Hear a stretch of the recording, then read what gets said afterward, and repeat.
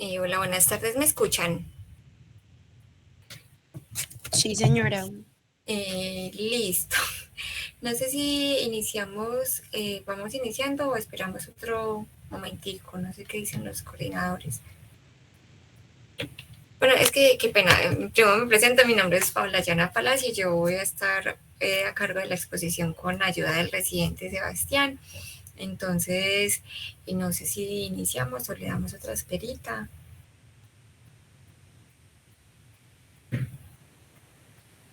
No, yo creo que podemos iniciar. Listo, listo, igual le vamos dando haciendo con calma. Creo que todos ven la pantalla, ¿cierto? Sí, ahí se ve súper bien. Listo, entonces el día de hoy vamos a trabajar lo que es la exacerbación del EPOC y cuál es el manejo en urgencias de esta. Listo. Inicialmente vamos a recordar primero qué es el EPOC, vamos a hablar un poquito de qué es el EPOC, cuáles son las formas clínicas y algunos síntomas, pues así brevemente para poder entrar a hablar de qué es exacerbación y cuál es el manejo que se le da a esta, ¿cierto? Entonces, para los que no recuerdan, o así recordando brevemente, el EPOC es enfermedad pulmonar obstructiva crónica, son unas enfermedades que se caracterizan por una limitación del flujo aéreo. Esta limitación se debe a anomalías en las vías respiratorias. Normalmente es de naturaleza progresiva y poco reversible. Están asociadas con una respuesta inflamatoria anormal de los pulmones y esta inflamación se debe a exposición a gases, sustancias tóxicas, partículas nocivas y lo más normal que conocemos es el humo, normalmente el tabaco, ¿cierto? Pero no es 100% pues que sea fumador de tabaco, sino también las personas que están expuestas. Se presentan dos formas clínicas que son, pues dependiendo de esa anomalía del flujo aéreo, pues de esa anomalía que limita el flujo aéreo, en bronquitis crónica y bronquiolitis y el enfisema. Entonces, la bronquitis crónica es una respuesta inflamatoria excesiva que lo que hace es que el bronquio se inflame, incluso el epitelio de los bronquios y reduzca como el espacio por donde puede pasar el oxígeno. Aquí en la imagencita pues tenemos las dos, digamos, el sano y el bronquio ya así por exceso de el aumento del epitelio o exceso de moco se va reduciendo la luz por donde pasa el oxígeno. El enfisema es un aumento que es anormal y también permanente, pues no es reversible y va progresando y es un aumento anormal del espacio de los alveolos, normalmente del bronquio terminal. Y si vemos la imagen, pues tenemos como un racimito de uvas. Y lo que pasa es que se va destruyendo las paredes que separan esos espacios alveolares y lo que se forma es como una bolsa completa. Y no se conoce como cuál es el origen del enfisema, pero no, pues digamos, encontré en algunas literaturas que se debe al desequilibrio entre proteasas y antiproteasas cuando el paciente se expone a estas partículas. En paréntesis, me disculpan que es que está lloviendo mucho y tengo dos perritas y está tronando mucho, entonces de pronto en el fondo las van a escuchar llorando, qué pena con ustedes.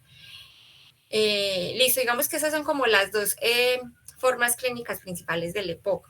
Entonces, ¿cuáles son los síntomas? Que es bien importante que lo entendamos, porque, pues que los conozcamos o lo recordemos, porque de esto depende reconocer si hay una exacerbación o no. Entonces, hay muchos síntomas que se presentan en el EPOC, pero los principales son disnea, tos crónica, expectoración que son sibilantes recurrentes y que pueden generar un ruido particular. A veces los pacientes lo llaman como un chillido cuando respiran. Y opresión o presión en el pecho que dice el paciente. En algunos pacientes, pero ya es como cuando la enfermedad progresa debido a la digamos, a la poca oxigenación general del organismo, pueden presentar anorexia, y esta conlleva como una debilidad generalizada del paciente. La disnea es el síntoma principal del EPOC, es la manifestación, pues la principal manifestación clínica de obstrucción del flujo aéreo. Y cuando aparece la disnea indica que hay una afectación de moderada a grave, o sea, ya el paciente está un poquito adelantado en la enfermedad. Es progresiva, persistente y empeora con el ejercicio. Entonces, el hecho de que empeore con el ejercicio hace que el paciente consulte por este síntoma, pues ya que le genera ansiedad y disminuye la calidad de vida del paciente. El otro síntoma principal es la tos crónica, porque aunque no es por el que el paciente consulta, es el primer síntoma que aparece. Pero los pacientes, digamos que la ignoran y la atribuyen, como se presenta en pacientes que están expuestos a tóxicos, la atribuyen de pronto a una reacción alérgica al tóxico o al humo, no sé, cuando el paciente trabaja haciendo asados o esas cosas, entonces no le prestan atención. Y inicia con una aparición intermitente, pero a medida que la enfermedad va progresando, empieza a aparecer todos los días y a lo largo del día. Entonces, esto indica que la enfermedad está avanzando. Ya hay algunos otros síntomas, pues los que mencionamos: expectoración, opresión en el pecho, y lo consideran como un síntoma que es la exacerbación, pero para poder saber por qué se considera en síntoma, primero debemos saber qué es la exacerbación. Pero antes vamos a exponer un caso que se ve largo, pero no es tan largo, para que al final, con la ayuda de Sebastián, lo podamos como trabajar de acuerdo a lo que veamos de qué es la exacerbación. No sé si lo quiere leer alguien o lo leo.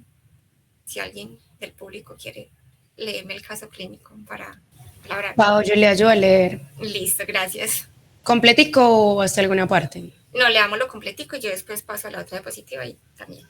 Listo, hágale. Entonces, el caso clínico es de una mujer de 67 años que acude al servicio de urgencias por presencia de disnea y dificultad para la expectoración.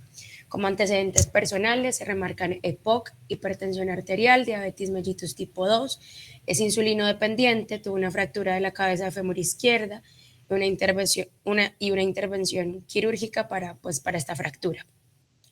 En la medicación actual está tomando furosemida vía oral en el desayuno, amlodipino vía oral en el desayuno, insulina rápida en comidas, salbutamol e ipratropio, oxigenoterapia portátil, tiene gafas nasales y BiPAP para dormir.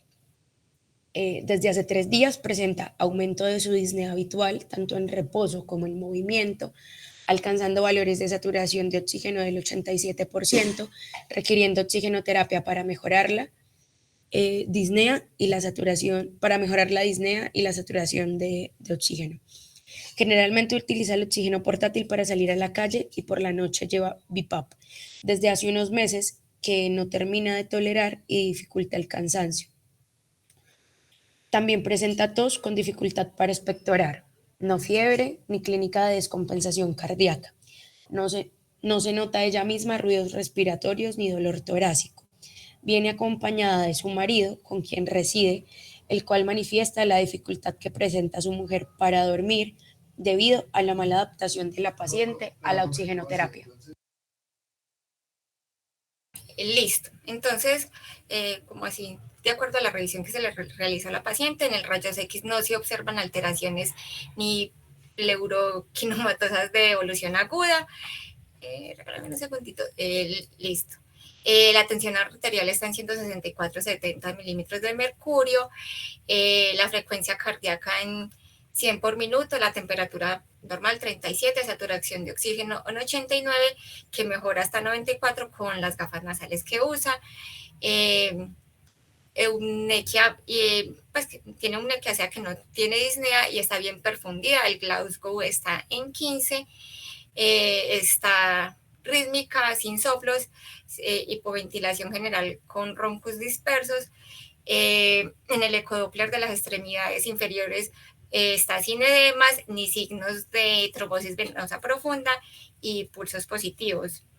Pues a los exámenes analíticos encontramos que tiene valores alterados en el estado ácido base, tiene un pH de 7,37, 7,37 y una presión parcial de dióxido de carbono de 55 y el bicarbonato en 31,8. Igual ahorita nos devolvemos a mirar el caso. Entonces, ¿qué es la exacerbación de la EPOC? Pero también se puede encontrar como reagudización del EPOC. Entonces hay algo muy claro que tenemos que tener en cuenta, que la exacerbación no es que la enfermedad del EPOC se empeore, no, es un evento, digamos, es un momento específico en el desarrollo natural de la enfermedad que se caracteriza por un empeoramiento un empeoramiento agudo de los síntomas. Y este empeoramiento de esos síntomas conlleva a que a nivel clínico al paciente hay que darle una terapia adicional. Entonces, la exacerbación en la exacerbación encontramos que hay aumento de producción de moco y marcado atrapamiento aéreo. Y hay aumento de la inflamación de las vías respiratorias. En conjunto, esto contribuye a que aumente la disnea. La disnea es el síntoma clave de la exacerbación. Es el síntoma principal que nos va a decir que hay una exacerbación. Hay otros síntomas que incluyen, como lo que decíamos ahí, cuando aumenta el moco, aumenta la purulencia y puede aumentar la tos y las sibilancias, pero en algunos pacientes no se presenta esto, ¿cierto? Entonces, para el manejo en la clínica existen varias guías. De hecho, Sebas me comentó que hay unos criterios de Roma que no los trabajé mucho porque digamos que no encontré mucha literatura porque es como lo más nuevo, pero sí consulté a algunos médicos que es lo más común, trabajan con las guías Gold, y casi toda la documentación que vamos a exponer, pues que voy a exponer, es sobre esta guía y la encuentran en la bibliografía de el Drive. Entonces, lo primero que tenemos que tener en cuenta antes de, digamos, en urgencias o en la clínica, para saber si un paciente tiene o no tiene una exacerbación de EPOC, es hacer un diagnóstico diferencial. ¿Por qué? Porque normalmente los pacientes que tienen un EPOC tienen otras comorbilidades. Entonces, puede ser que estas comorbilidades empeoren los síntomas respiratorios, y no es que él tenga una exacerbación, sino que es algo, digamos, consecuencia de una enfermedad. Entonces, cuando hay una sospecha clínica de una exacerbación, tenemos primero que descartar esas enfermedades que estamos viendo en el cuadro, que puede ser una neumonía, un neumotórax, un derrame pleural, una embolia pulmonar, pues un edema o una arritmia cardíaca. Y aquí en el cuadrito tenemos relacionadas con qué ayudas diagnósticas podemos, digamos, descartar o qué es lo que se aconseja. Es importante tener en cuenta la clínica, digamos, el ambiente hospitalario en el que estamos y con qué recursos cuenta, obviamente, el hospital, pues para hacer una tomografía o algún examen, pues alguna ayuda diagnóstica que necesitemos, que obviamente la clínica no vaya a contar con esto.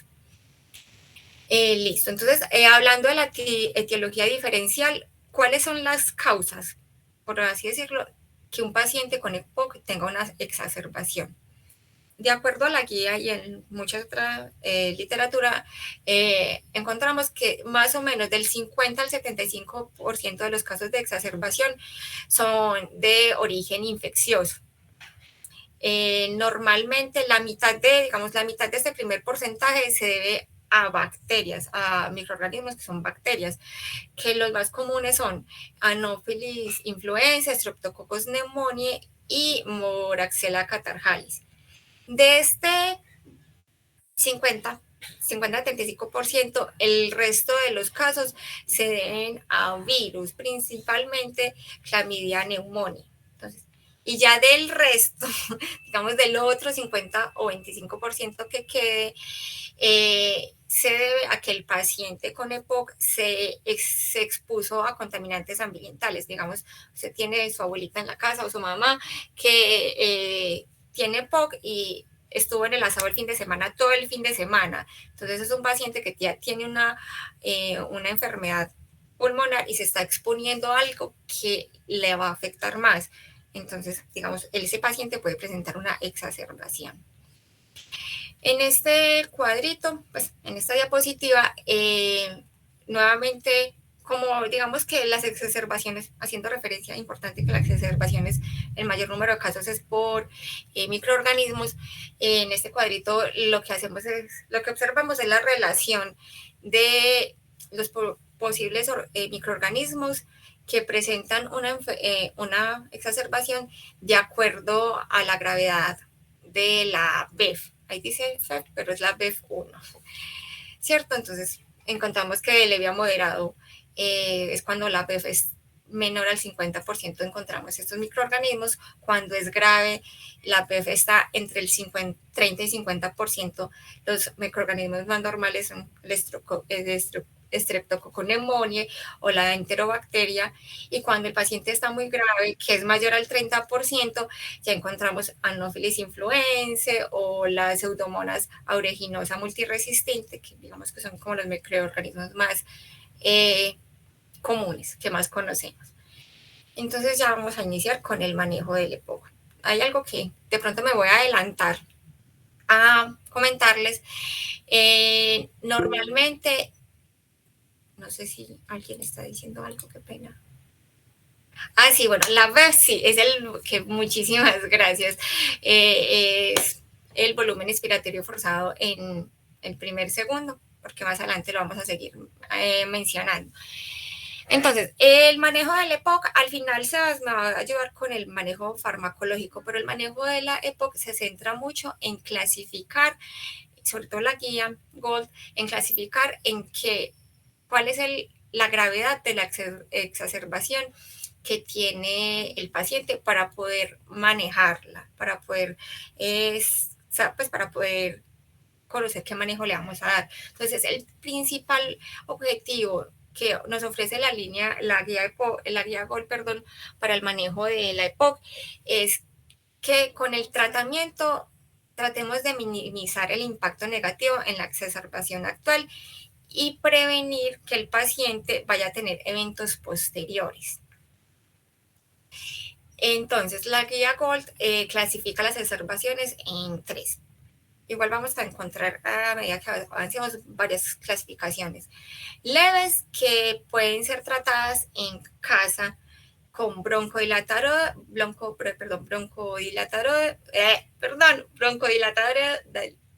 de acción corta, que son los SABA. Cuando son moderadas, tratadas con SABA más antibióticos y corticoides orales. Cuando son graves, pues ya se debe considerar si el paciente se debe hospitalizar, qué tan grave puede ser la exacerbación, si puede llegar a asociarse, pues llegar a una insuficiencia respiratoria aguda o tener síntomas que lo asocien con esto. Entonces, dependiendo de la exacerbación y también de las comorbilidades que el paciente tiene, se debe tomar la decisión si se trata en un entorno ambulatorio o en un entorno hospitalario. Es importante, así como dato curioso, que lo tengamos presente, que más o menos el 80% de las exacerbaciones son tratadas de forma ambulatoria, con terapias farmacológicas, pues, que incluyen broncodilatadores, corticoides y antibióticos, que al final los vamos a tratar con Sebastián, ¿cierto? Entonces, ¿cuál es la clasificación de la gravedad del EPOC según la guía? Tenemos, bueno, son 3, pero mencionamos 4. Agudización muy grave, que puede amenazar la vida del paciente. Agudización grave, que hay que ponerle atención para que no se nos vaya a complicar. Y una agudización moderada. ¿cierto? O una agudización leve, que pues no, realmente no tiene que cumplir ninguno de los criterios y lo podemos tratar en casa. Entonces, cuando el paciente tiene una amenaza ¿cómo saber si un paciente tiene, digamos, amenaza vital? Que el paciente nos llegue con parada respiratoria o nos llegue con el estado de conciencia o el nivel de conciencia alterado, que tenga inestabilidad hemodinámica y que tenga una respiración grave, o sea, que el pH sea menor a 7.3. No tiene que cumplir todos los criterios. Con uno que cumpla ya es amenaza vital para el paciente. ¿Cuál es la agudización grave? Pues que hay que atenderlo, casi cualquier otro. También debe cumplir una sola y son más criterios, que tenga una disnea, una disnea de 3 a 4 en la escala, se me olvidó que es esta guía, en la escala modificada de la Medical Research Council, no sé si lo pronuncié bien, me disculpa, que tenga cianosis de nueva aparición, o sea, es normal que de pronto los pacientes en EPOC tengan presente cianosis, pero si él llega con, no sé, los dedos morados y dice, normalmente yo no tengo las uñas moradas, hay que ponerle cuidado. Que al momento de respirar esté usando músculos accesorios, que tenga edemas periféricos de nueva aparición, que la saturación de oxígeno sea menor al 90 y la presión parcial de oxígeno creo que es menor a 60 milímetros de mercurio. Acidosis respiratoria moderada, o sea que estén entre 7 y 7.35, comorbilidad grave. Una comorbilidad grave puede ser una cardiopatía isquémica reciente, insuficiencia renal crónica o, por ejemplo, una hepatopatía, ¿cierto? Y complicaciones, como son arritmias graves o una insuficiencia cardíaca. Digamos, esto ahorita nos va a servir para revisar el caso de la paciente. Y es una agudización moderada cuando el paciente tiene una BEF basal menor al 50%, una comorbilidad cardíaca no grave, que sea como hipertenso, por así decirlo, o una historia, pues que tenga historial de consulta por 2 o más agudizaciones en el último año. Y la agudización leve no tenga nada, o sea, tenga una disnea de pronto aumentada, pero no tenga algo que pueda poner en peligro su vida, ¿cierto? Entonces, primero hacemos la clasificación de qué tipo de exacerbación tiene y también hay otros criterios para considerar si podemos hospitalizar o no al paciente. ¿Por qué? Pues para saber si gastamos el recurso o tratamos lo que le esté generando la exacerbación o lo mandamos para la casa o lo hospitalizamos, ¿cierto? Entonces, ¿cuándo considerar voy a dejar al paciente en hospitalización? Es porque llegó a urgencias y inicialmente le puse como oxigenoterapia o él tiene oxigenoterapia en la casa, una atención inicial y no tuve respuesta. Que tenga datos de gravedad de nueva aparición, o sea que él me llegó, digamos, en un estado de agudización grave, pero a medida que lo fui tratando, tuvo que alteración del nivel de conciencia o el estado respiratorio empeoró. Que no lo voy a mencionar todo para que no nos tardemos mucho, que el paciente, digamos, con EPOC severo, la BEF sea inferior al 50%, que tenga historia clínica de exacerbaciones muy frecuentes y que, digamos, el paciente no tenga un buen apoyo domiciliario o soporte domiciliario o que tenga estas comorbilidades severas que mencionamos ahorita. Entonces, yo no les mencioné, disculpen. Bueno, creo que...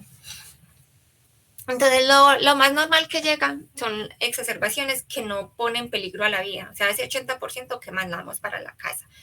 Entonces, lo primero que hacemos es evaluar qué tan graves son los síntomas del paciente, le ponemos oxigenoterapia o gasometría, oxigenoterapia y evaluamos la gasometría, podemos hacer una radiografía de tórax para mirar cómo están esos pulmones. Ahí sí, administramos oxigenoterapia y vamos evaluando la gasometría del paciente, cómo va evolucionando y la saturación de oxígeno. Y podemos dar broncodilatadores para, digamos, para acelerar como esa mejoría del paciente. Ya depende mucho de cuál es el origen de ese POC. Si es de origen bacteriano o si es de origen viral, ya se deben considerar otros medicamentos para resolver esa infección, para poder que el paciente deje de tener esa exacerbación, ¿cierto? Ahorita lo de los medicamentos lo trabajamos con Sebas, qué pena con Sebas molestarlo.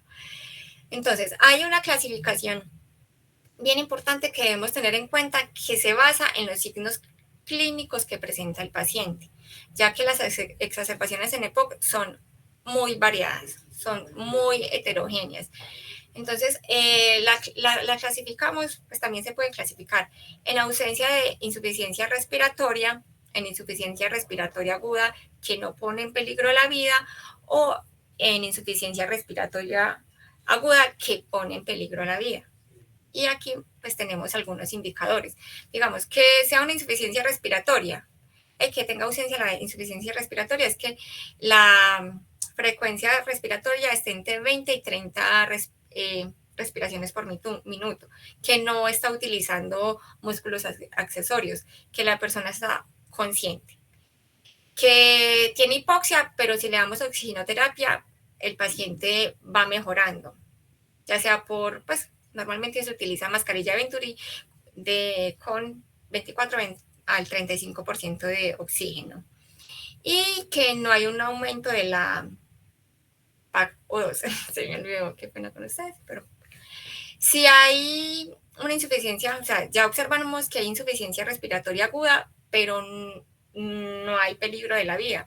O sea, si disminuyen las respiraciones por minuto, pues encontramos a 30 respiraciones por minuto menos, que ya empieza el paciente a utilizar los músculos los músculos accesorios, que aunque todavía no hay cambio del estado mental, también, digamos, lo que más marca es que empieza a utilizar músculos accesorios y que la frecuencia respiratoria disminuye y que ya empezamos a evidenciar como cambios en la presión parcial de oxígeno, ¿cierto? La insuficiencia respiratoria aguda, ya el paciente se está comprometiendo y ya digamos que nos puede entrar como en una falla y comprometer la vida. Que tengan menos de 30 respiraciones por minuto, ¿cierto? Que ya, igual, él empieza a utilizar músculos accesorios, ya tiene alteración del estado mental, se puede presentar, pues, aunque le estamos dando oxigenoterapia, el paciente no mejora y puede tener hipercapnia. Y ya se empiezan a observar, pues se empieza a observar alteraciones ácido-base, que el pH empiece a, pues digamos, esté en 7.25 o tenga otras alteraciones. Entonces, digamos, cuando ya hacemos esta clasificación de acuerdo a los signos clínicos, entramos de que a analizar, el paciente necesita un soporte respiratorio. Digamos, decimos, él sí necesita una ayuda respiratoria, pero ya tenemos que evaluar si debe ser terapia respiratoria invasiva o mecánica no invasiva, y si requiere ingreso a cuidados intensivos. Entonces, aquí en la diapositiva tenemos pues dos cuadritos también obtenidos de la guía Gold y tenemos cuáles son las indicaciones para el ingreso en la unidad de cuidados intensivos respiratorios o cuidados intensivos médicos, ¿cierto? Entonces, que la disnea sea muy grave y que tenga una respuesta insuficiente al tratamiento inicial que le hicimos, que tenga alteraciones del estado mental, que la hipoxia persista o empeore, que tenga una necesidad, o sea, que a pesar de que le estemos poniendo oxígeno, no esté surtiendo efecto y tengamos necesidad de ventilación mecánica invasiva y que tenga una inestabilidad hemodinámica, que sea necesario utilizar vasopresores. también recordamos que hay que pensar y considerar cuáles son los recursos que tiene el hospital. Normalmente, para considerar que es suficiente una ventilación mecánica invasiva, solo debe cumplir una de las siguientes características. Pues al menos una, que tenga acidosis respiratoria, que la disnea sea grave con signos clínicos que indiquen que el paciente está como que tenga fatiga de los músculos respiratorios, o sea, que el esfuerzo sea grande, o que tenga hipoxia persistente a pesar de la oxigenoterapia. O sea, sería ventilación mecánica, pero no invasiva. Y cuando consideramos, pues digamos que cuando elegir una ventilación mecánica invasiva, no es la primera opción porque pues ya vamos a intervenir el paciente y ya lo estamos invadiendo. Como lo dice el nombre, entonces es que el paciente tenga incapacidad para tolerar la ventilación no invasiva o que a pesar de que se la demos, no se note ningún cambio, o sea, un fracaso. Que el paciente esté en situación posterior a un paro respiratorio cardíaco, que tenga reducción del nivel de conciencia, que tenga, digamos, aspiración masiva o vómitos persistentes, tenga episodios de vómitos y haya peligro de que se nos vaya a aspirar. Incapacidad para eliminar las secreciones respiratorias, inestabilidad hemodinámica grave y pues arritmias ventriculares y hipoxia que ponga en peligro la vida del paciente y que el paciente no tolere la ventilación mecánica no invasiva. ¿Cierto? Estas son algunas anotacioncitas que tenemos que debemos tener en cuenta, pero ya es más del manejo de fármacos, qué medicamentos le debemos dar al paciente. Y aquí voy a pasar a la siguiente diapositiva para que Sebas me ayude con este temita. No sé si Sebas sí está por ahí. Hola, ya estoy por acá. Listo. No sé si miramos el caso clínico o de nuevo o después de que tú expliques Los esta casos parte. clínicos, no, háganle. Ah, sí, los casos clínicos. Los casos clínicos. ¿Cómo están todos? ¿Cómo les va? Bien. Quisiera que me notaran ahí en el chat, veo que hay más de 24 personas conectadas. Coméntenme qué semestre son o qué formación tienen previa para yo saber. Vamos a hacer un par de casos, les voy a explicar a qué hace referencia esa gráfica que ustedes ven ahí y ocurre a cada caso, vamos a ver ustedes cómo lo manejarían, ¿cierto? Pero vayan comentando en el chat de qué semestre son ustedes para yo conocerlos un poco. ¿Listo? Entonces veo personas de séptimo semestre, de quinto, cuarto.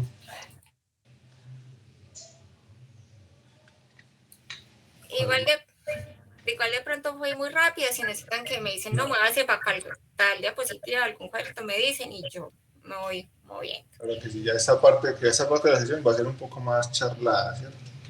Un poco más, digamos, conversada.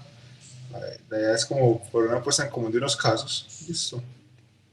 Y en realidad no va a ser nada difícil, va a ser participativo, pero nadie va a estar equivocado. Que así cualquiera gana pues una rotación, pero así va a ser, listo. Síganme contándome de qué semestres son. Hay varias personas que conozco, sé que hay médicas generales ya, listo. Bueno. Este tema es muy importante por varias razones. Como decía Paola, la EPOC es una enfermedad exageradamente importante, ¿ya? En Colombia se estima que más o menos 5 de cada 100 adultos tienen EPOC. Y el problema es que si hay algo grave en EPOC son las exacerbaciones. Entonces, ¿quién más para atender las exacerbaciones que los médicos de urgencias? ¿Listo? Entonces, por eso es súper importante que ustedes sepan manejar las exacerbaciones de EPOC. ¿Listo? Muy bien. ¿Este qué fondo es? Este es como una playa. Bueno, vamos a colocar el primer caso, pero antes del primer caso les voy a explicar esa gráfica que ustedes ven ahí en sus pantallas. Ahora, no la quites, hombre. Colócala, por favor. Entonces, vean, el problema es grande de las exacerbaciones de POC es una. Lo primero es que son muy comunes, empezando por ahí. Lo segundo es que son mortales, segundo, ¿cierto? Lo tercero es que son muy muy impactantes en el pronóstico de la gente. Es decir, si hay algo que le cambia el pronóstico a la gente con EPOC es que se exacerbe. Cuando usted tiene una crisis de EPOC, la primera de su vida, la segunda va a ser por ahí a los 5 años. Listo, la primera crisis grave que requiere hospitalización, la segunda va a ser a los 5 años en promedio. Pero cuando usted ya lleva 9 crisis graves, la siguiente crisis grave va a ser en menos de 4 meses. Entonces, entre más crisis tenga una persona, más se acorta el periodo de intercrisis y más sintomáticos van a ser y más va a impactar el pronóstico. Por esa razón, hay dos cosas muy importantes que nosotros desde urgencias debemos impactar. Uno es el control adecuado de la observación y segundo es el que si de pronto vamos a dar de alta, porque nos puede pasar que debemos de alta a un paciente con EPOC, le demos de alta con el manejo adecuado, ¿cierto? Porque eso impacta. Entonces, las crisis de EPOC nacen por la interacción de la vía aérea ya, digamos que enferma de una persona con una nueva noxa, ¿cierto? Esa nueva noxa, como nos dijo Paola, puede ser bacterias, virus, puede ser la contaminación, etcétera. Pero todo nace de esa interacción, ¿ya? Por ejemplo, cuando usted, por ejemplo, tiene un paciente con EPOC, y ese paciente con EPOC se expuso a una nueva bacteria, eso produce una respuesta inflamatoria en esa vía aérea que hace que se estreche y que cause la sibilancia. Eso es importante porque es que todo el mundo tiene flora en toda la vía aérea, ¿ya? Todo el mundo tiene flora en toda la vía aérea. Cada vez con pruebas genómicas sabemos que hay más gérmenes en la vía aérea de lo que sabíamos. Incluso les voy a tirar el chisme. Con prueba de ARN mensajero, o ribosomal, no, prueba de ARN ribosomal, se ha detectado hasta más de 1 millón de especies distintas de virus y bacterias colonizando las vías respiratorias. Y van contando, porque todavía van en progreso esos estudios. Antes no se creían que no se concebía que un paciente estuviera colonizado por virus, y hoy en día sabemos que sí, digamos que más que colonización, sí puede haber cierta convivencia ahí entre virus y humanos sin necesidad de dar síntomas, al menos en pacientes con enfermedad de vía aérea como la EPOC. Entonces una vez se pregunta, ¿será que el paciente lo que le pasa es que una bacteria que tiene se digamos que crece más de lo que es? ¿O será que le entra una nueva? Y lo que hemos visto no es que alguien que tenga una flora vuelta a nada le empiece a crecer más flora, sino que es que la persona se expone a una bacteria nueva y esa exposición a una bacteria nueva hace que se cree la respuesta inflamatoria.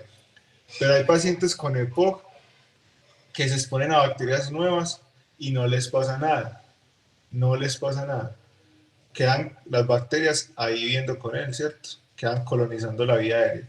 Y es lo que nos mostraba Paula también, de cómo también el BEF1, o el volumen respiratorio forzado en el primer segundo, se correlaciona también con algunos de esos gérmenes.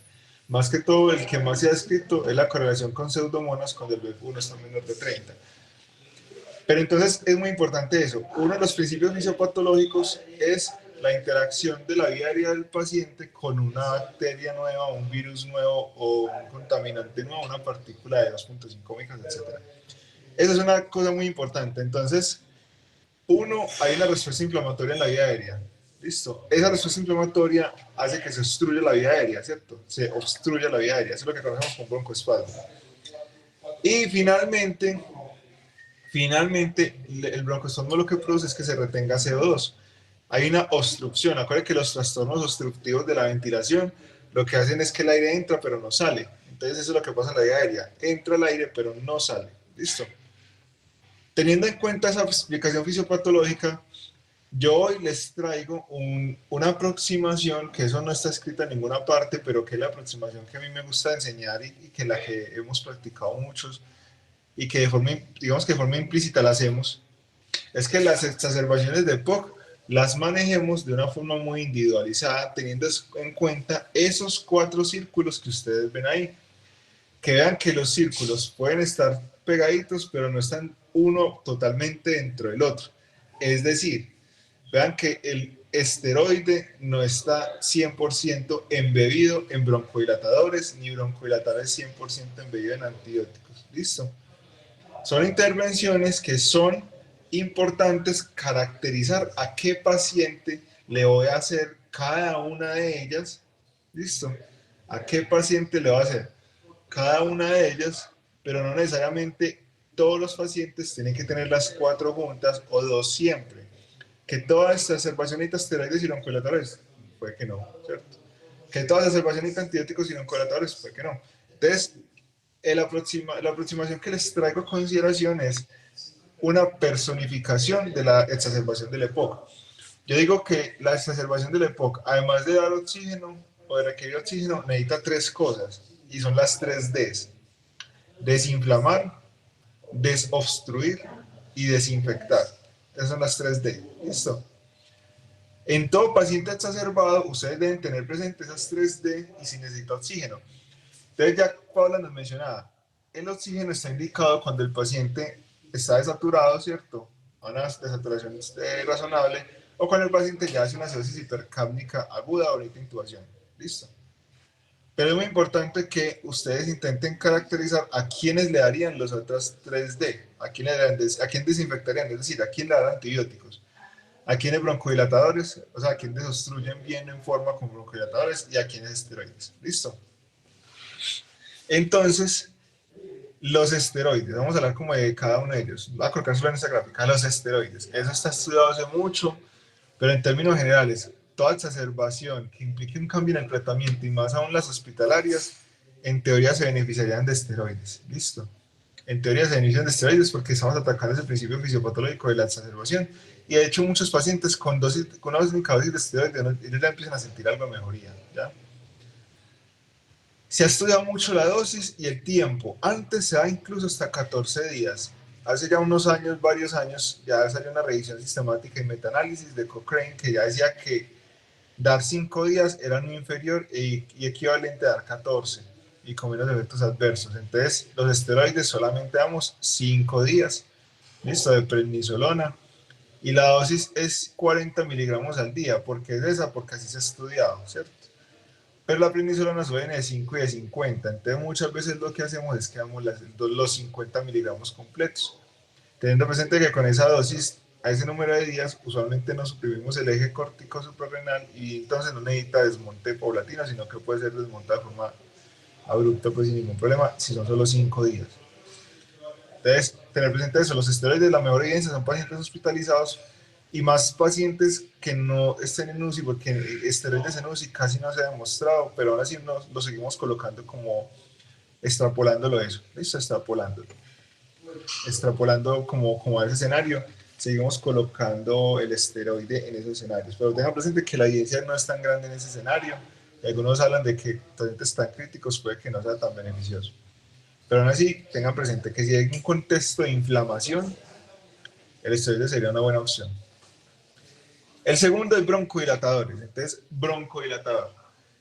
Entonces, vean, hay 2 grandes broncodilatadores de corta acción, los SABA y los SAMA, es decir, los antimuscarínicos y los betagonistas, es decir, salbutamol y bromuro y ipatropio.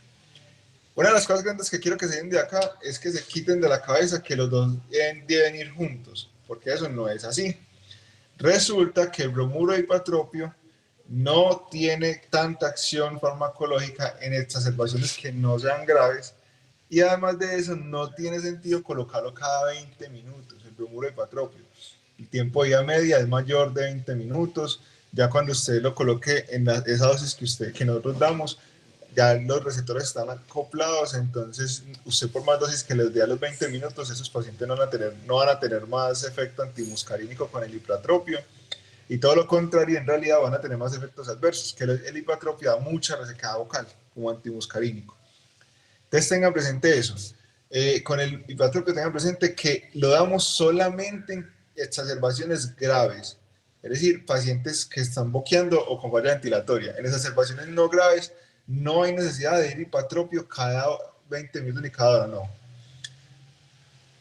¿Por qué no lo hacemos? Porque en realidad no tiene mucha evidencia. Listo, pero si usted lo colocan en exacerbaciones que requieren hospitalización, pero no están intubados ni nada, y lo colocan en una dosis de cada 6-8 horas, se podría, pero tengan presente que no es el que más lo va a sacar de la crisis. Listo. Por otro lado está el salbutamol. El salbutamol como beta-agonista, ese sí tiene más evidencia relativamente y sí se puede dar con esquemas de 20 minutos, porque desde el punto de vista farmacocinético y farmacodinámico, su vida media es más corta. Y el receptor, digamos que se satura menos, entonces tiene forma de hacer rotación del receptor, entonces tiene mejor efecto. Entonces ese sí. Lo que sí les voy a decir es, ni el salbutamol, ni el hipatropio tienen evidencia de que con dosis mayores a 4 puff vayan a hacer mayor efecto. ¿Listo? Cuando es con inhalocámara. ¿Ya? Cuando es con inhalocámara.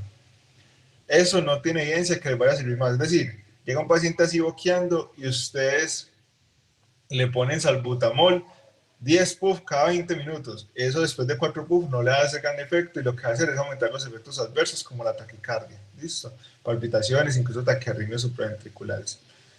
Entonces, en exacerbaciones que ustedes vayan a manejar de forma intrahospitalaria, 4 puff cada 20 minutos es una buena opción durante la primera hora, luego 4 cada hora por 4 horas, y luego cada 4 horas y ya ustedes los van espaciando. Lo importante es que menos de 20 minutos en realidad no tiene mucho sustento farmacocinético y más de 4 puff tampoco, no les va a hacer más efecto del que ya pueden ofrecer. Pero ese número de puff tiene una cosa o mensaje, digamos que importante, una consideración. Ese número de puff es cuando usted usa inhalocámaras.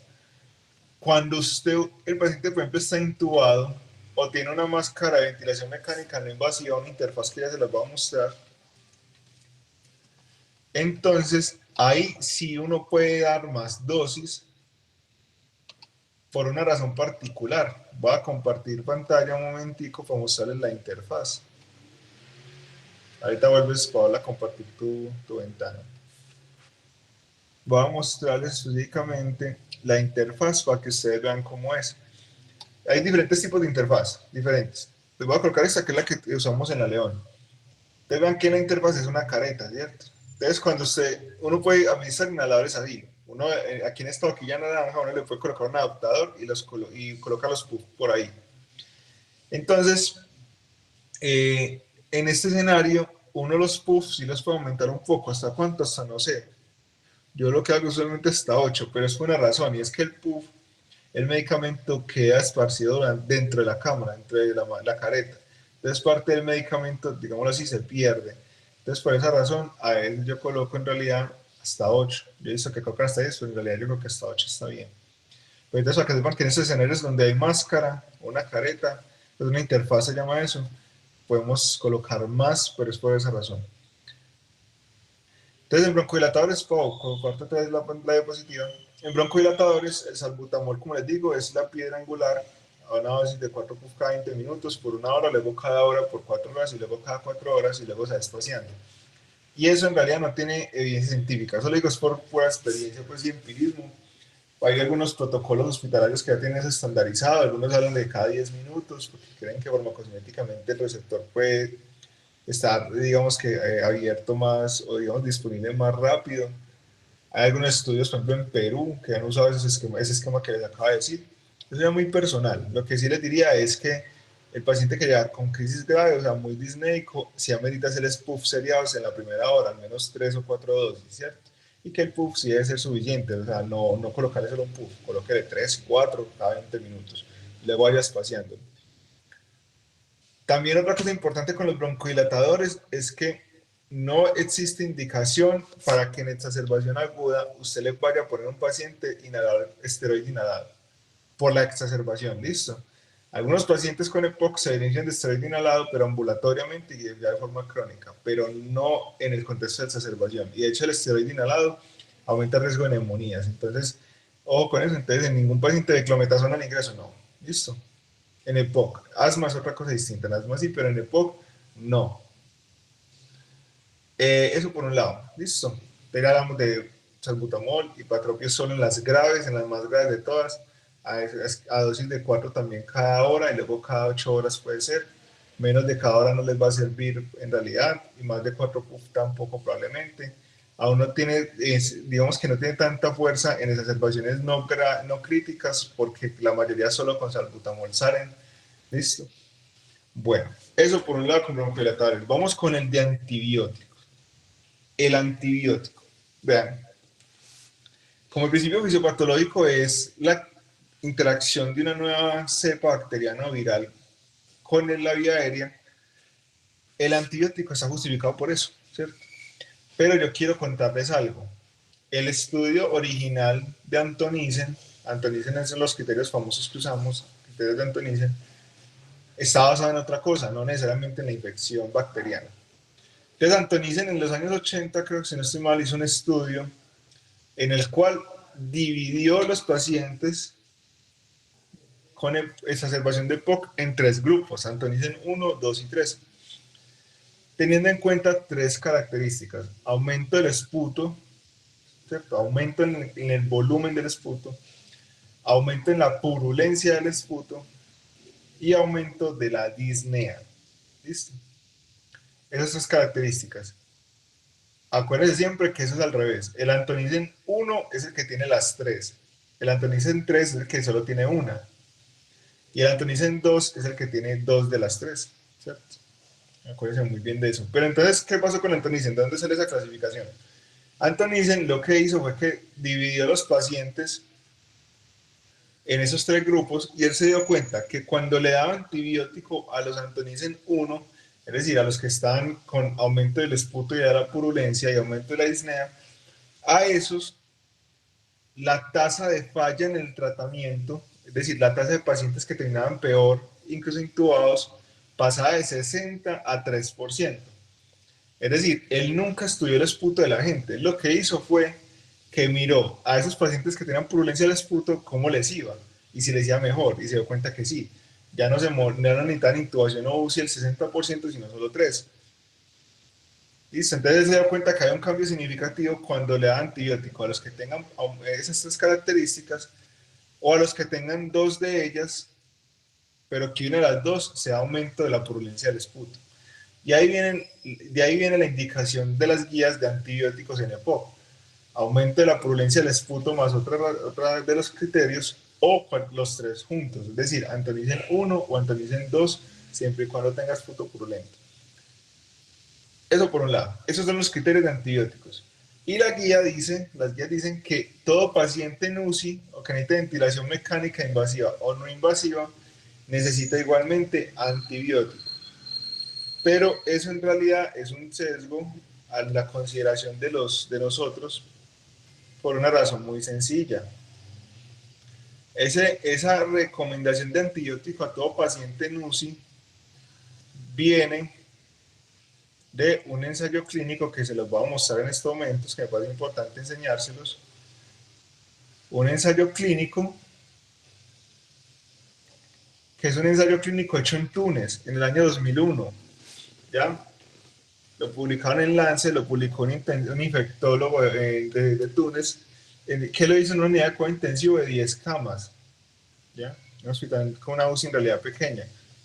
Y lo que él hizo fue que a los pacientes que ingresaban con EPOC grave, que necesitaban soporte ventilatorio, es decir, intubación, los aleatorizaba, ¿cierto? A uno les colocaba antibiótico que era ofloxacina y a otros no.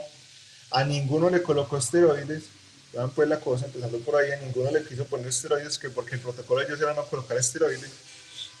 A todos les hizo aspirado traqueal y ya los intubaban o lo dejaban en ventilación no invasiva con la careta, la interfaz que les mostré, a consideración del médico tratante. Entonces, ese estudio dice que supuestamente, ya les muestro el resultado, ese estudio impacta en mortalidad, según esa conclusión de los autores. Y es por esto que ven acá.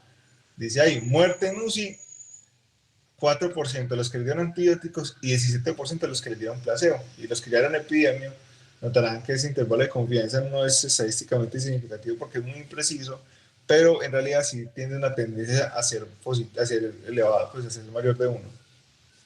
Pues entonces, en primer lugar, no hubo una significancia estadística de muerte en UCI, pero sí muerte hospitalaria con el uso de antibióticos. Pero cuando uno se da la letra menuda de esto, en realidad pasó algo muy interesante. Y es que vean ustedes que las gráficas el impacto tiende a ser en los primeros 7 días, Pero lo que pasó, eso es tiempo libre de neumonía. Lo que pasó es que a la mayoría de pacientes los intubaron en las primeras 6 horas. Al menos el 80% eran intubados en las primeras 6 horas. ¿Ya? Entonces, en realidad, era un ensayo clínico de puros pacientes intubados. Y noten ustedes que la mortalidad aquí, la diferencia en mortalidad se empezó a dar ya se las muestro, acá, la diferencia en mortalidad se empezó a ver fue después de 7 días. Es decir, los pacientes con antibióticos no es que murieran menos en los primeros días de estar hospitalizados, que todos eran intubados en los primeros 7 días, no es que murieran menos, sino que las muertes empezaron a ocurrir después de 7 días. Y lo que uno ve acá es que lo que pasó fue que en este periodo de tiempo empezaron a aparecer neumonías asociadas a la ventilación mecánica. Cuando uno lo intuban, uno puede hacer neumonías asociadas a esa intubación, ¿ya? Entonces, lo que pasó fue que los pacientes los intubaban en las primeras 6 horas, les daban neumonía asociada a esa intubación y solo después de 7 días era que en realidad se empezaban a morir los que no recibían antibióticos, pero porque se morían por la neumonía asociada al ventilador o la intubación, no propiamente el EPOC. El EPOC para este momento ya está en realidad resuelto. Por eso es que nosotros en realidad procuramos ser muy selectivos con el antibiótico en pacientes con EPOC grave que necesitan ventilación mecánica, que están críticos. Y en algunos hospitales sí se lo ponen a todo el mundo, pero en otros prefieren colocárselo solamente a los que compren los criterios de Antonicen. Pero entonces, para que sepan que el origen de esa recomendación es sesgado. Listo. Ahora sí, todo el mundo, todas las guías recomiendan eso. Cuando próximamente nosotros mandamos a sometimiento a una revista americana estas consideraciones que les acabo de decir, una carta al editor como buscando que se revalore esa recomendación. Esperemos que apenas esté publicado, pues yo se los comparto. Para volver a colocar la imagen. Entonces ya hablamos de esteroides cuándo, ya hablamos de broncodilatadores cuándo y cómo, hablamos de antibióticos.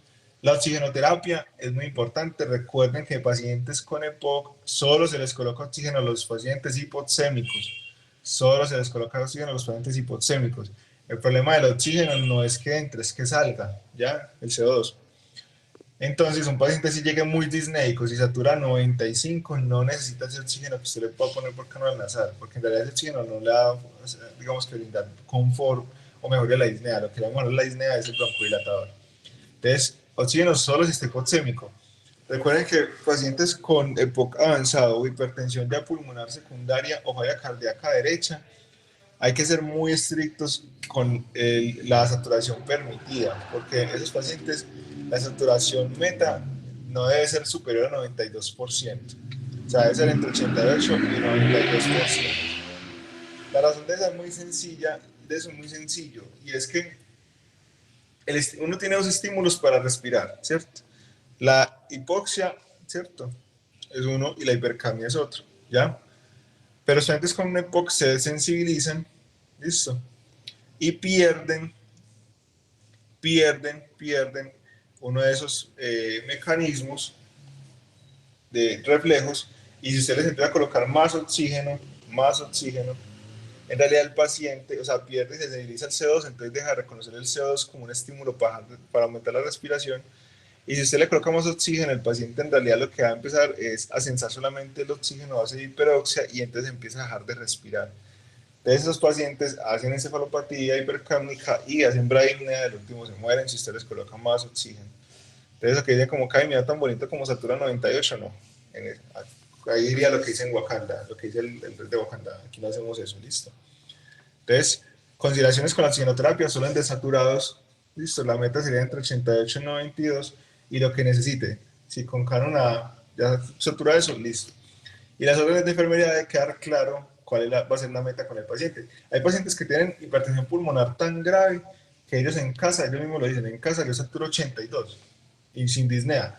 Entonces uno les coloca que permitir una saturación hasta 85, de 85 a 88 por ejemplo. Eso para que lo tengan presente.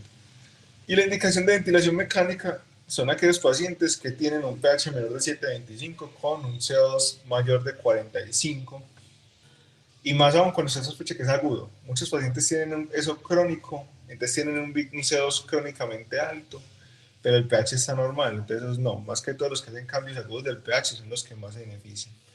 ¿Listo? Y ya la intubación en los que estén inestables o que fallaron en la ventilación mecánica no invasiva, esa es la indicación. Y esos pacientes, tanto el de no invasiva como invasiva, tienen que ser manejados en UCI.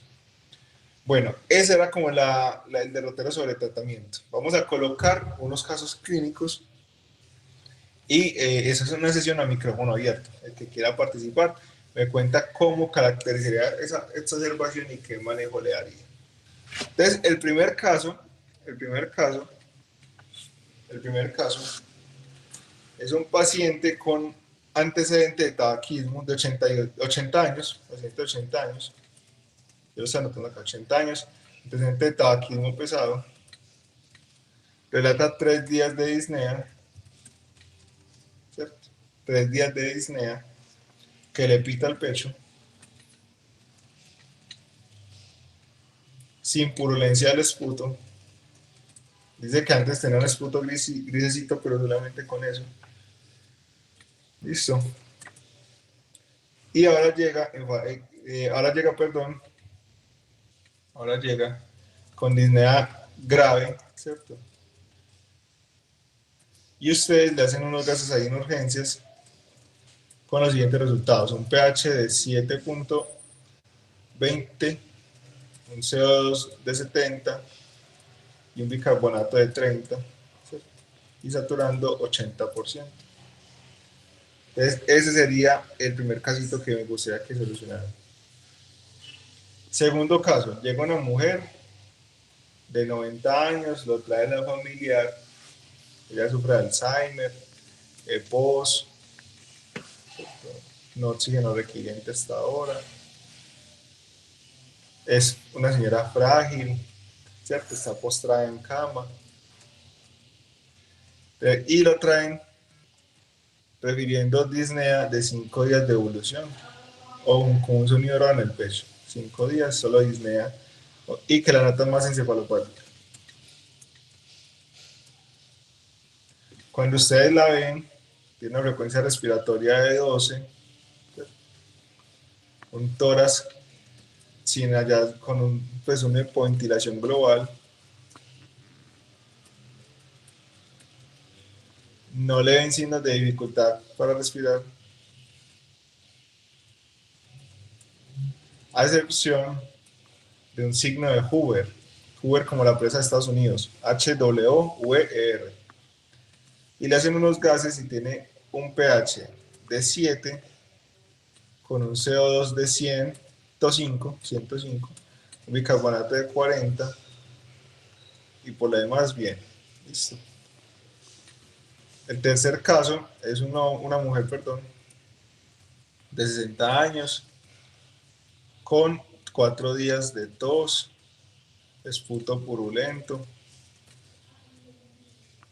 sin fiebre, tiene antecedente de POC y se ha inhalado en casa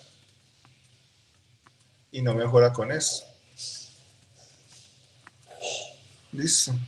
Esta paciente tiene una frecuencia respiratoria de 30, tiene algunas retracciones intercostales, no está desaturada y tiene pH de 7.4 con un CO2 de 45. Y el cuarto caso es un hombre de 70 años con 3 días de tos, aumento del esputo, sin purulencia del esputo, con historia de tabaquismo,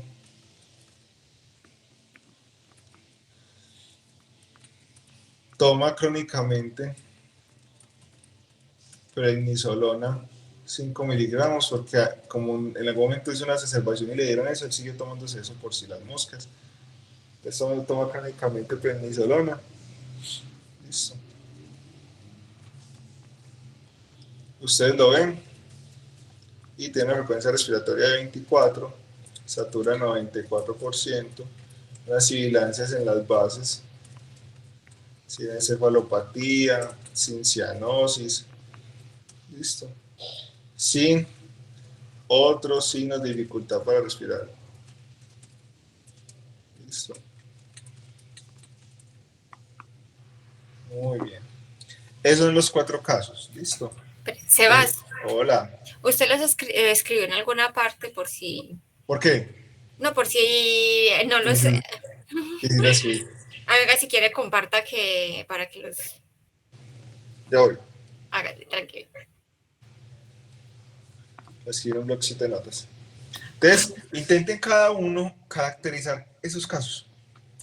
Intenten cada uno como caracterizar los casos que les dije y qué harían. Desobstruirían, desinflamarían, desinfectarían, darían oxígeno de qué forma. Y si van a hacer broncodilatación, ¿cómo harían el esquema? ¿Cuáles usarían? Si van a hacer antibióticos, ¿cuáles usarían? Y siempre partiendo de que no hay respuestas exactas, pero 100% verdaderas, que la única verdad absoluta es que esta no existe, listo, y que todos podemos tener, digamos que formas de tratar esto diferente, pero que puede que el resultado sea el mismo.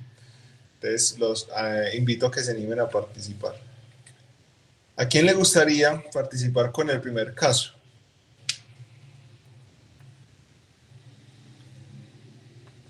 No todos a la vez, sin miedo.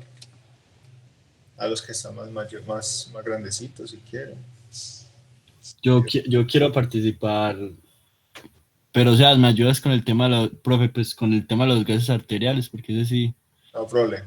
eso sí me cogió con las manos. Bueno, entonces el paciente de 80 años, antecedentes de tabaquista pesado, 3 días de disnea, le pita el pecho, sin purulencia del esputo, ahora llega con disnea grave, gases arteriales de pH 7.2, una presión de dióxido de 70, bicarbonato de 30 y una saturación del 80%.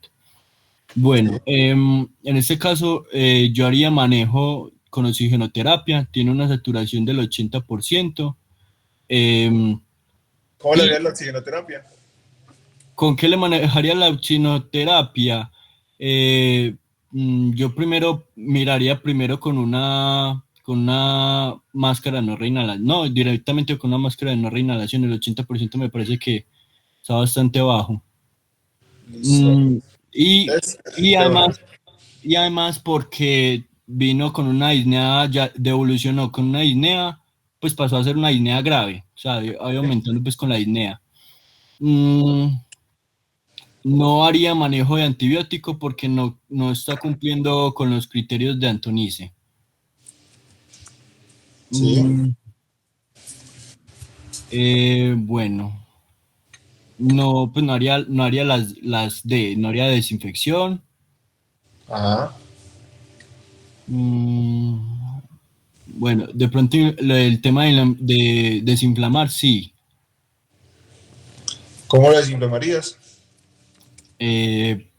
Profe, yo tenía una pregunta ahí con esa Ya. parte que la prednisolona nos estabas comentando que 40 miligramos, Sí. pero eso, la prednisolona iría sola. Yo se la puedo ordenar al paciente solo, o eso viene acompañado con algo más.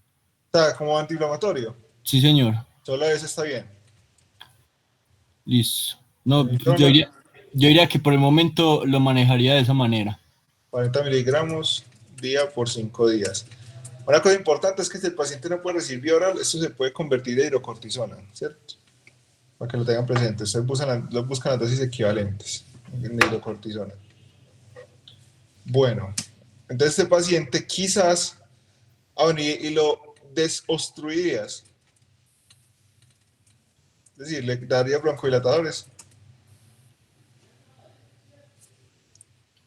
Sí. ¿Cómo? ¿Cuáles le darías y cómo? Solo le daría el salbutamol. Salbutamol, ¿cuántos y cada cuánto? Sería los 4 puff en los primeros 20 minutos, después a la hora. No, ¿cómo es? Ya me enredó la pita. Entonces, cada 20 por 1 hora y luego cada hora por 4. Cada hora por 4. Por 4 horas y luego cada 4 horas. Como le digo, este esquema no tiene evidencia, o sea, eso lo hemos usado mucho por experiencia y por, digamos que farmacocinética, y hay algunos trabajos, unos estudios observacionales mostrando como la tasa de respuesta que han tenido con estos, pero hay muchos esquemas descritos y no hay ninguno que sea superior a otro. Entonces, ese es uno que me parece práctico, ¿listo? Muy bien, entonces, el esquema de crisis con salbutamol. ¿Le harías algún otro inhalador o no? No, solo el salbutamol. Listo. ¿Alguna otra cosa adicional?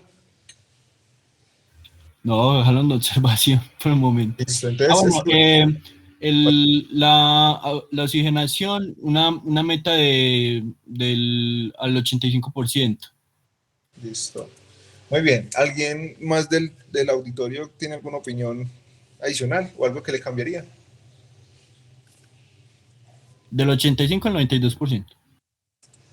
Listo, gracias, Emma. Muy bien. ¿Alguien le haría algún cambio? No hay ningún problema, muchachos. Están libres de participar. Listo. Muy bien. Entonces, le voy a dar mis consideraciones. Entonces, esto no es una receta de cocina para cada paciente, listo. Y el mensaje que quiero dejarles es, independiente del camino que escojan, siempre guíense por metas y revaloren. Siempre guíense por metas y revaloren. Listo. Entonces, empezamos por una cosa. Si bien la saturación de 80% es baja, usualmente ustedes deben conocer cuánto espera uno que suba la saturación acorde al sistema de oxígeno que ustedes colocan. Por ejemplo, la cánula nasal, usted ya sabe más o menos que un paciente que esté saturando por debajo de 82% no va a subir a la meta solamente con cánula nasal a 3 litros, hasta 3 litros o 4. Y entonces usted ya sabe más o menos que el que esté saturando menos de 80 va a necesitar mínimo un 20 del 35. Y el que esté saturando menos de 70, 20 del 50. Y que esté saturando menos de 60, una máscara de no reinhalación.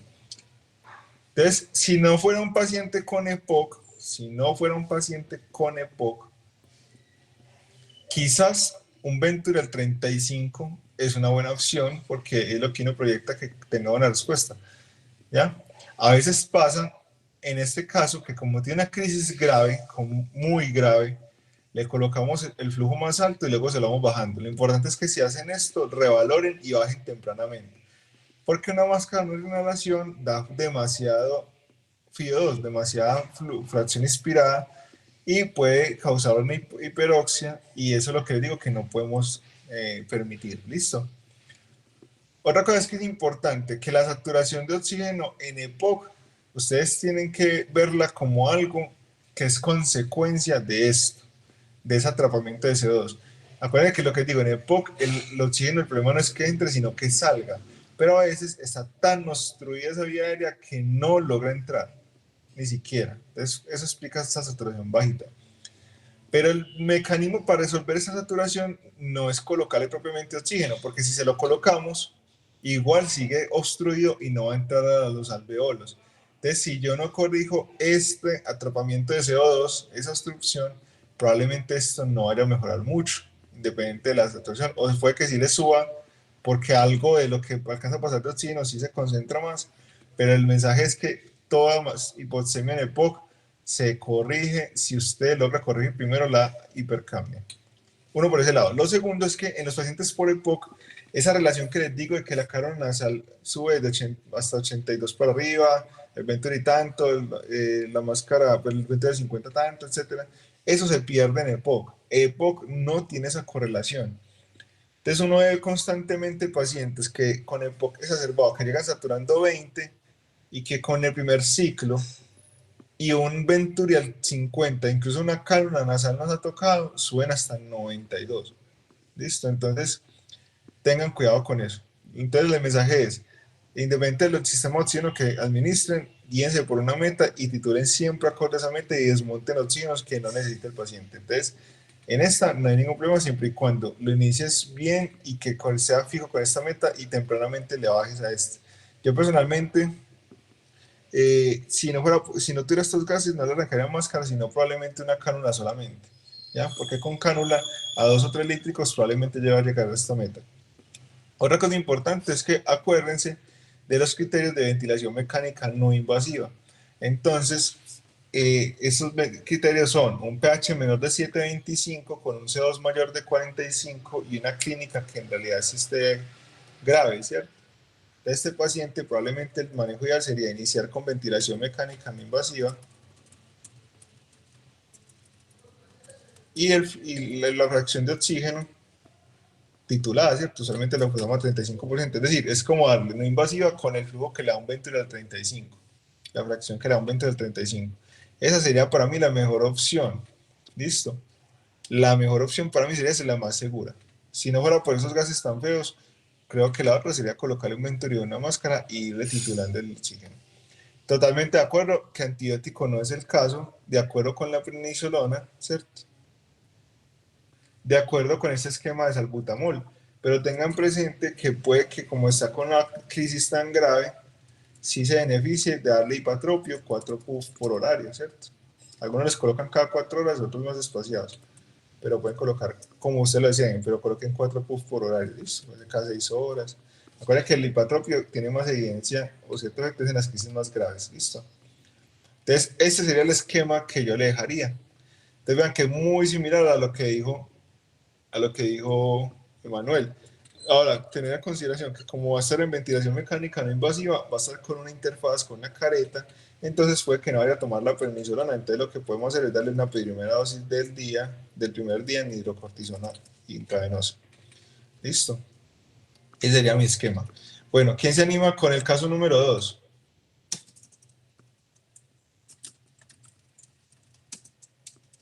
El que quiera.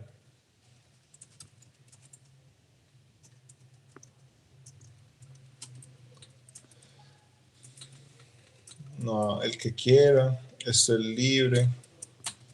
No hay ningún problema. Aquí estamos para aprender.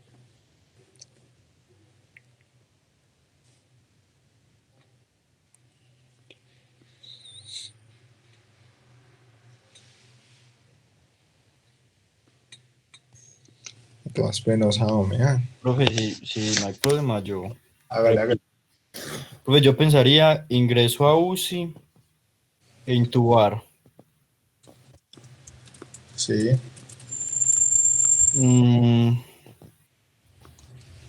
No, tampoco veo. Ah, bueno, profe, ¿cuál es el signo de Hover? No lo conozco. Signo de Hoover, ya los muestro. Signo de Hoover es un signo muy predictor de neumopatía crónica. A veces hay pacientes que no tienen el diagnóstico confirmado de POC, pero sí tienen este signo. Este signo es muy característico de EPOS. Te los voy a mostrar. Entonces, el signo de Hoover es una retracción paradójica de los músculos intercostales. Entonces, cuando usted inspira, normalmente usted expande los músculos intercostales. En los pacientes con EPOC, como hay atrapamiento de aire, lo que pasa es que no hay expansión de los intercostales, sino que al inspirar se hunden.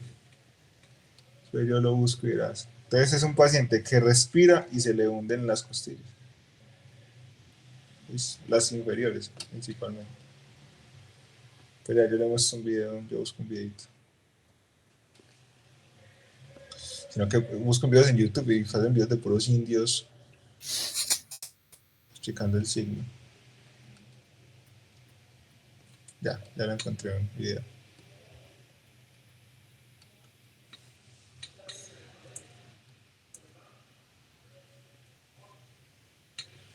Un segundo.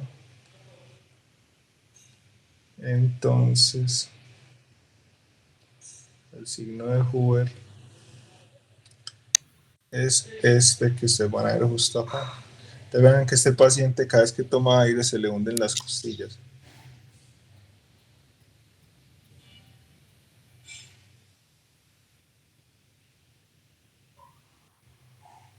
¿Sí ven?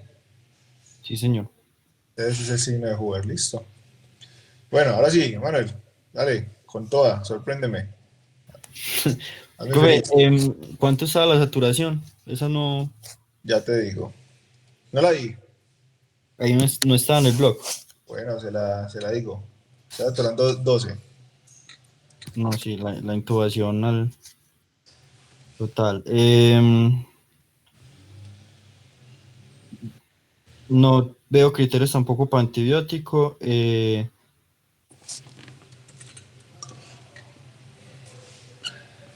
Y también haría el mismo esquema para desinflamar y desobstruir del paciente anterior. Pero igual como va a estar en UCI, pues no habían dicho que le colocaban antibiótico. ¿Quién habló? Manuela. Hola, bien. Entonces le colocas antibiótico. Pues porque va a estar en UCI, pero solo por eso. Listo. ¿Y de broncodilatadores?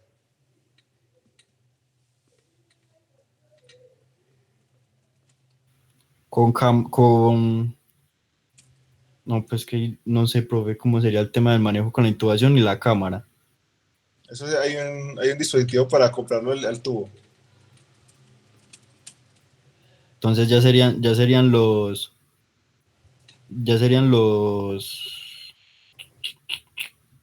8 puff en los primeros 10 minutos. Sí. Y ya lo que queda, pues, cada hora y toda esa cosa, ¿sí o no? Sí, señor. Y así sucesivamente. ¿Y el bromuro? ¿Sí o no? Sí, también. No, el bromuro. Entonces, una cosa importante acá. Vamos a hacer esta pregunta al público. La responden en el chat. Si ustedes tienen su abuela de 90 años con Alzheimer y postrada en cama, ¿ustedes estarían de acuerdo con que la intuben? Por cualquier razón.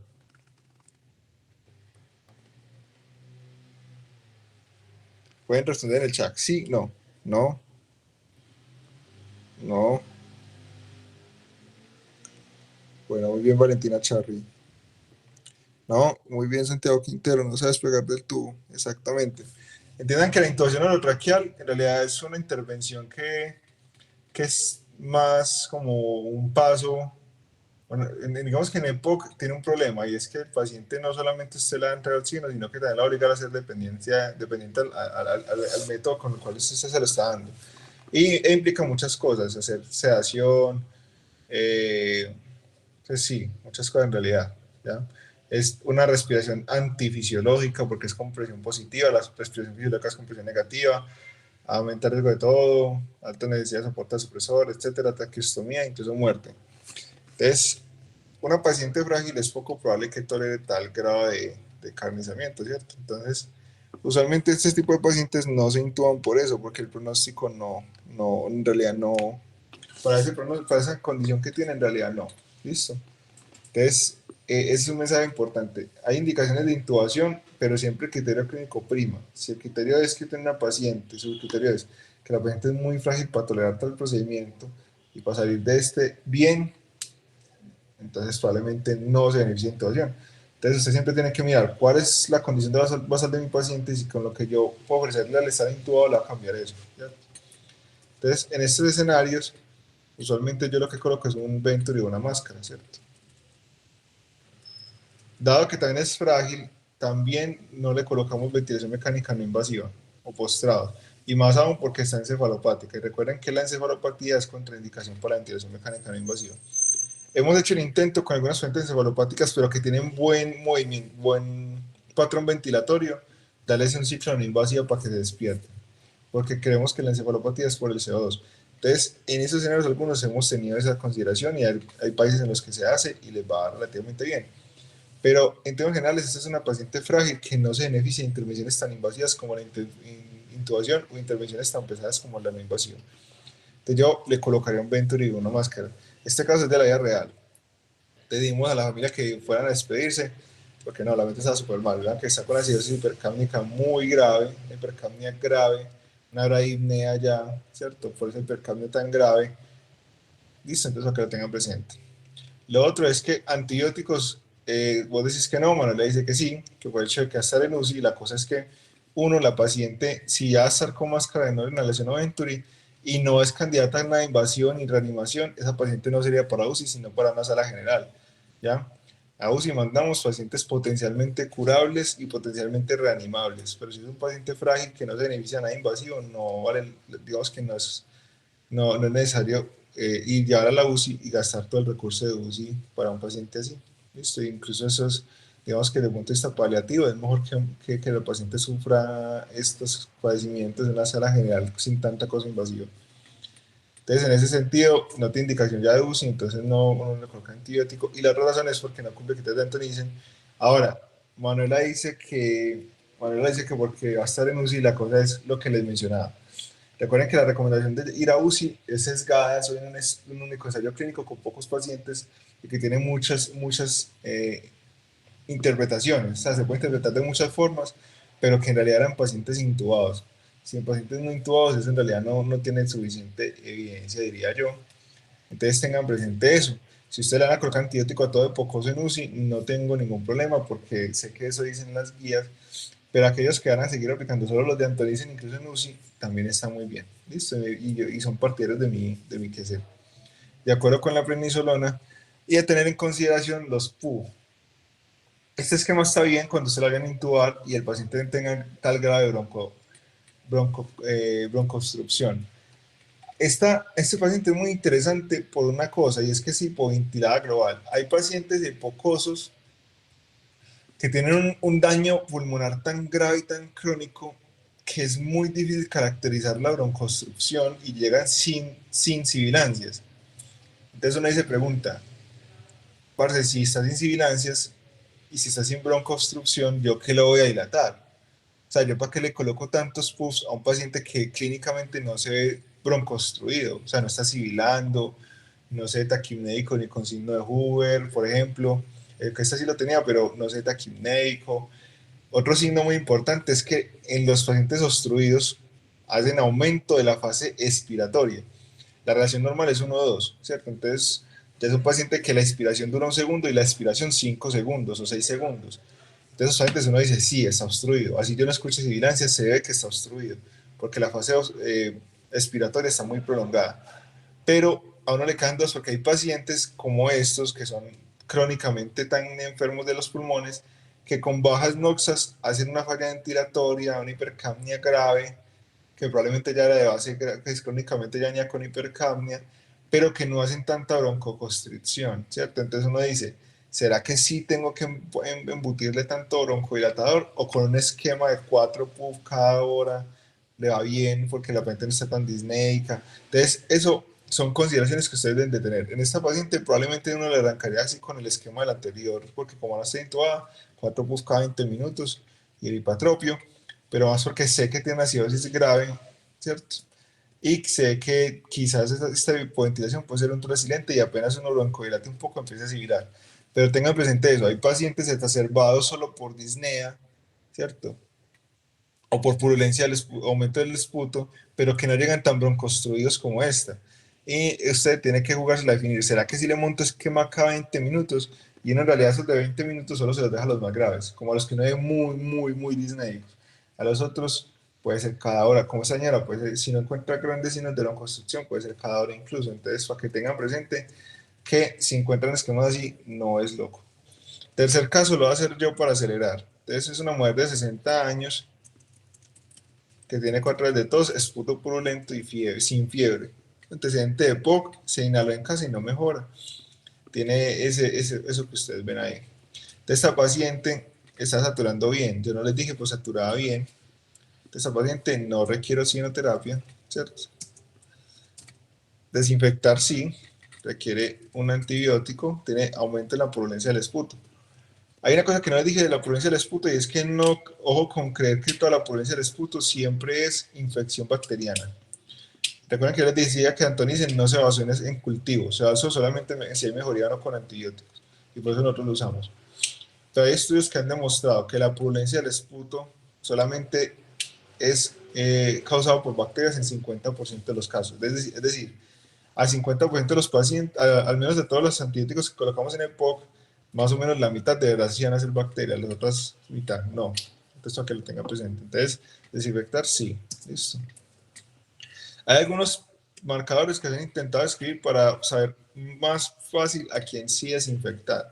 Entonces, se ha escrito usar una PCR mayor de 5. Entonces, usted llega a un paciente con purulencia del esputo y PCR mayor de 5, es un paciente candidato a antibióticos. Y hay autores que han demostrado que tener una PCR menor de 2 predice que la paciente le va a ir bien, incluso sin antibióticos, así tenga purulencia del esputo, probablemente porque eso sí se llama una infección viral.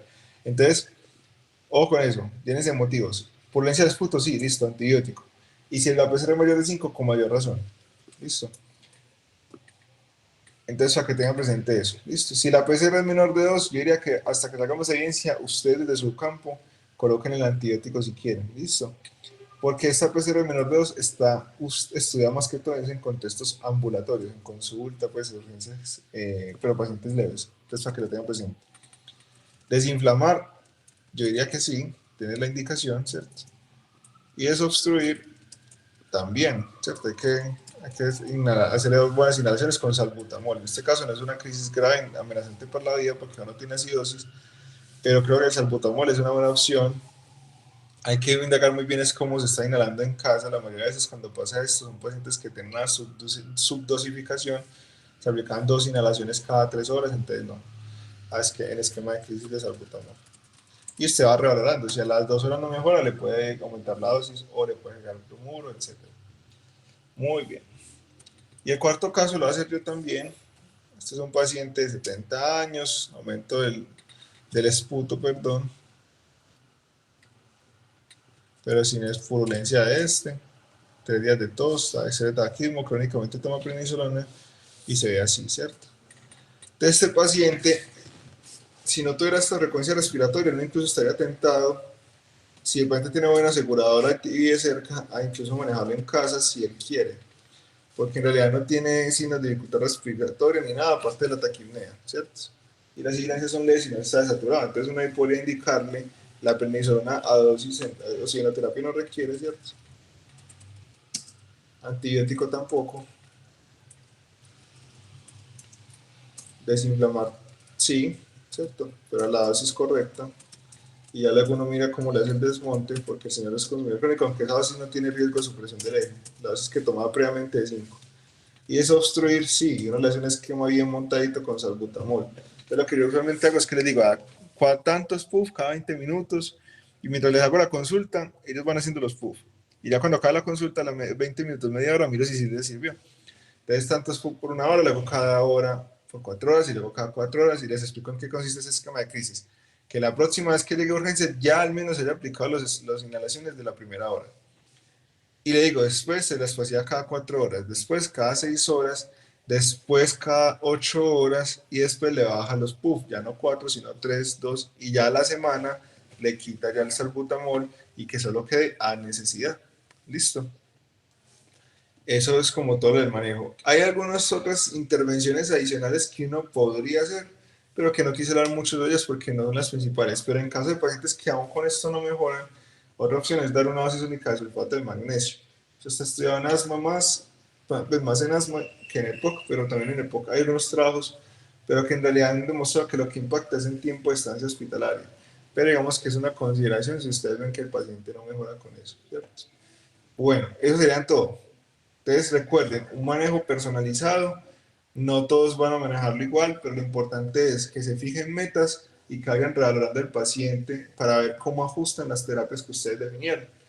Listo. Recuerden, además de oxigenoterapia, incluyendo la ventilación mecánica, las 3 Ds. Desinflamar, desobstruir y desinfectar. Y definir cuál es el paciente candidato para cada una de estas. ¿Listo? ¿Alguna duda, pregunta o inquietud? Todo muy claro, profe. Sebas, profe, no. Manuela, Manuela Maturana, que hay alguna duda, tú que querías colocar antibiótico. No, ya súper claro. Sí. Bueno, antes que nada, quiero agradecer a todos por la asistencia y agradecer también a Paola por la exposición. Paola hizo un gran trabajo, se esforzó mucho, fue muy difícil para ella porque pues está en un proceso de aprendizaje y pues en realidad el acercamiento para su formación en el nivel en el que va, el acercamiento que ha tenido con la EPOC ha sido en realidad, pues, digamos, baja porque en realidad uno había visto medicina interna ni nada y creo que hizo un buen ejercicio, pues, y eso le aportó a su proceso formativo. Listo, espero que les haya servido mucho. Queda atento a cualquier duda, inquietud, dificultad, cosa que no hayan entendido y muchas gracias. Muchas gracias, Sebas, a ti por el apoyo y muchas gracias a todos por la paciencia y la comprensión. Cuídense todos, chao. Gracias, hasta luego. Gracias, chao. Hasta luego. Feliz noche.